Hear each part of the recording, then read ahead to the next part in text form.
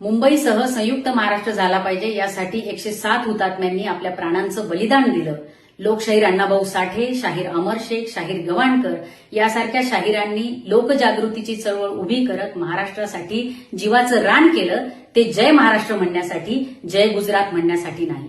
या महाराष्ट्रासाठी असंख्य लोकांना तुरुंगात जावं लागलं. अनेकांनी आपल्या प्राणांची आहुती दिली.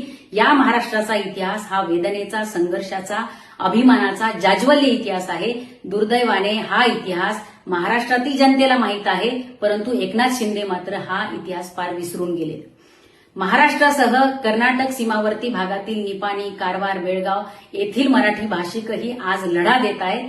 तो दिल्लीची जी हुजरी करण्यासाठी नाही, तर मराठीच्या अस्मितेसाठी. आज या वक्तव्यातून एकनाथ शिंदे यांनी या मराठी माणसांचा आणि त्याचबरोबर या थोर हुतात्म्यांचा घोर अपमान केलेला आहे. या महाराष्ट्राने उघड्या डोळ्याने